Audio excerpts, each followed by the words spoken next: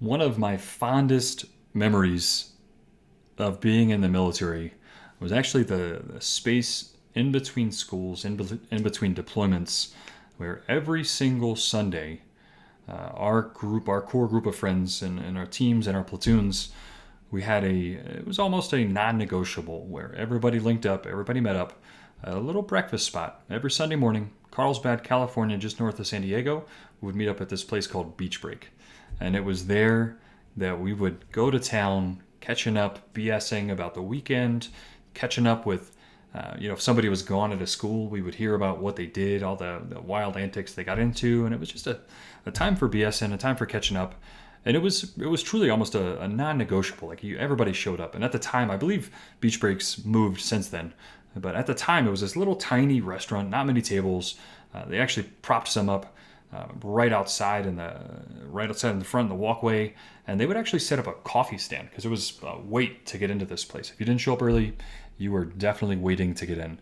But they set up a little coffee stand where you could just pour yourself some coffee, and they had coffee, cream, sugar, whatever you wanted. But while you waited, you could pour yourself a cup of coffee. And so we actually loved it. We grew to look forward to that time of just sitting there, standing around, because it meant more time to stand around and BS. And I absolutely loved it. It's one of my fondest memories, one of the things I missed the most about it, because it was just our crew. And we got to link up. After that, after our breakfast, one of my best friends, Cody, we would always go do is we would leave with huge stuff ourselves, this huge breakfast. We would leave the beach break. We would head to Starbucks, and for whatever reason, we thought it was cool back then. We would head to Starbucks, grab a coffee, and grab some espresso. We would chug that. Then we would head out to the beach, and we would get a long run in. And a long run, I'm talking 10 to 14 miles. So much so, we usually didn't even plan the distance. That's how little we cared about how far we were going to run. And I say that not as it was probably some stuff to take away inside of just our lack of thinking or planning inside of that. But we could do it. So we would just go out and run whatever we felt like doing. After the run was over, we would head back. We would drive back before we went back on base. We would hit up Cold Stone. We'd drive back on base, eat our ice cream, and then we would go crush it at the gym. And it was just a pretty much every single Sunday you could count on that's what we were probably doing. And one of the common conversations that me and Cody had was how we were essentially pro athletes. Now, without the pay, obviously, anybody that's survived off of E2 pay knows that you are not surviving off of the pay of a pro athlete. But as it relates to working out, staying in shape, we really felt like we were pro athletes. At least if we were ever going to be a pro athlete, we were working out that level. We were hitting it hard. That's all we did was stayed in shape, and that's what we did. We worked out all the time. And I'd be willing to bet that you yourself listening right now can relate to that. Like thinking back to those days when you were in, whether it was recently or some time ago, like myself, and you can relate to the physical shape that you were in. And I would bet that was peak fitness for you. That if any point in time you were ever to consider yourself a pro athlete, it was during your military time, crushing it in all aspects of your life physically. And then we got out. And we got lazy. We stopped working out for whatever reason. And now here we are. Now, just recently I was reading up actually on pro athletes and even collegiate level athletes. It doesn't even have to be pro. And it's interesting because one of the common things that we share with them is after pro athletes stop playing their sport, and after collegiate, even if they don't even go pro, they just played in college, after they stop playing their sport, it's really common for them to suffer from both depression and high anxiety, which I just found it really fascinating because this is, ask any veteran, and a lot of them will say depression, anxiety. Those are two things that are common threads that a lot of people deal with, and the similarities are striking. At its core, there's a ton of things that tie this together for relating it to the pro athlete or the collegiate level athlete. Some of them, the identity, they lose that identity of being known as the person that plays that sport their entire lives. And at that high level, they're recognized as that. So they lose that identity. And how similar is that to us? We're in the military, and that's what I know if you're anything like me, that's what you became known as. Like, you were that person. And that's an identity thing that we have to let go of. A lot of people that play sports, they stop playing, whether they chose to or didn't choose to. They end up missing it a lot. They didn't realize how much they were going to miss it. And I can definitely relate to that. I think a lot of people, even, it's been almost 20 years now since I went to, we're coming on 20 years for the initial invasion into Iraq. And I can still look back and think about things like beach break and how much I miss that. Not all of it, but there's definitely some things that I miss. And then the camaraderie. Sports athletes, the camaraderie they have is huge, and that relates so much so to us. I mean, I would go back, I would do literally anything for my military brothers and sisters, especially the ones that I served with. And it's such a common thing that we share with these pro athletes, collegiate level athletes that are suffering from depression and anxiety. And there's one other thing that I found fascinating that I wanted to share with you today, is this beautiful chemical called endorphins.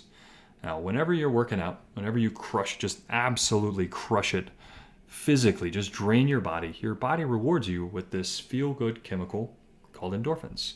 And it is a survival mechanism. It's in place for a reason. If you think about a couple thousand years ago when we were out running around, we had to chase down our prey, make sure we, fed everybody back in the village. Your body wanted to make sure that you could sustain that long run, that you could push through any pain that you had physically. And so what it started to do was to give you little bursts of energy, aka endorphins, this thing that we've grown today to call runner's high.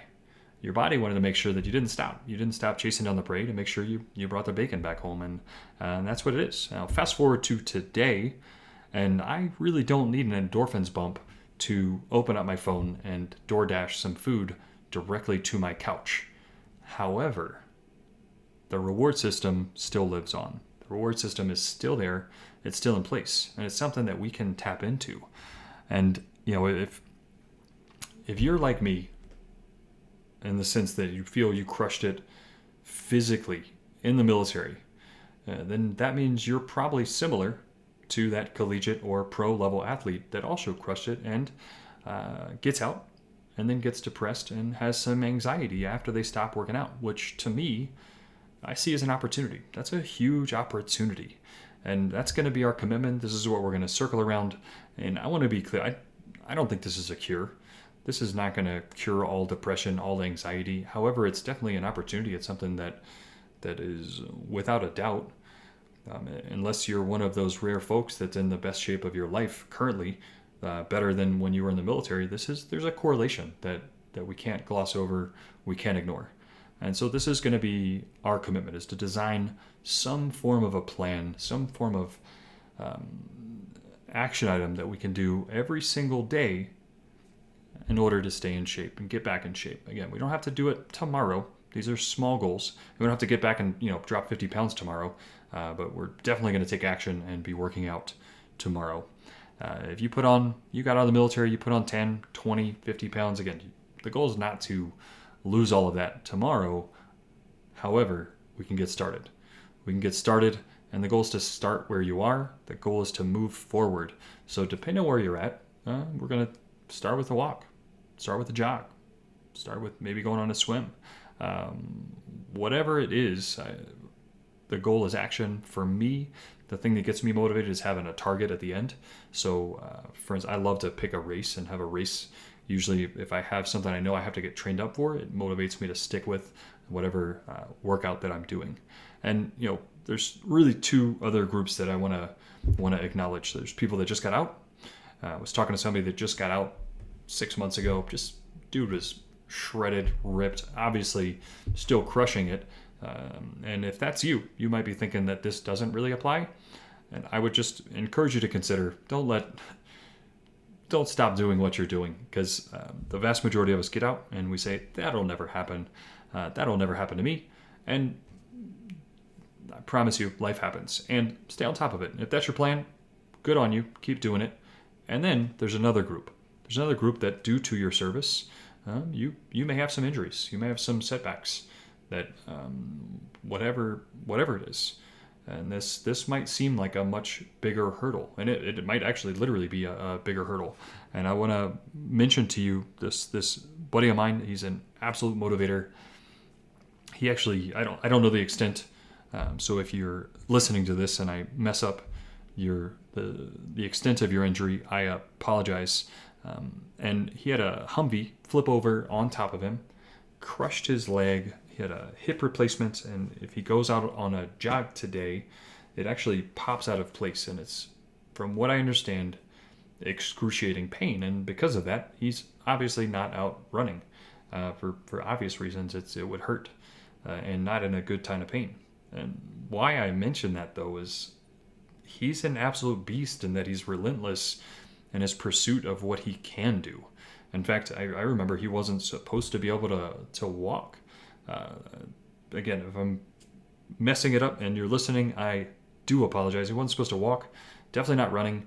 And now he's up moving around because he's constantly motivating, so much so he actually grabbed me a couple weeks ago and he told me that he had found this workout that he could do where he throws his legs into a floaty that keeps him afloated above the water, and then he can throw on these hand paddles and do swimming strokes with just his upper body. And it keeps his hips from popping out of place while he's swimming. He gets to crush himself, and it's just a testament to him and his persistence of this. So if that's you, there's going to be some work involved. I don't want to minimize the fact that there's going to be some exploration of what can be done, and don't stop.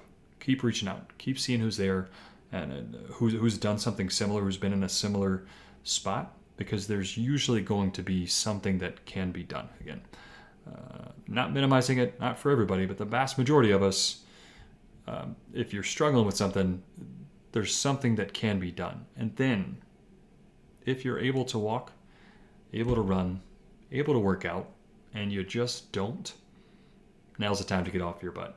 we gotta make it happen. And so now's the time to make a plan. We're gonna make a plan. We're gonna get a game plan going. And I don't want to do too much planning, as we talked about in episode 1 in the arena, I'd mentioned my procrastination. That's a big reason why I pointed that out and talked about it, was not to share the story about my journey to get to this point, but to share the journey of my procrastination to this point.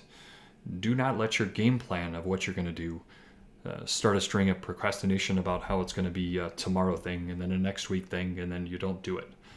In fact, I'd encourage you, get out right now, go do the thing. If you're going to go for a walk, go for a walk. If you're going to go for a run, go for a run. We're not dropping 50 pounds today. We're not winning a race tomorrow. But you can get some work on it. And then while you're on this journey, while you're out there walking, running, swimming, you can now game plan. You can start to think about, what would this plan look like?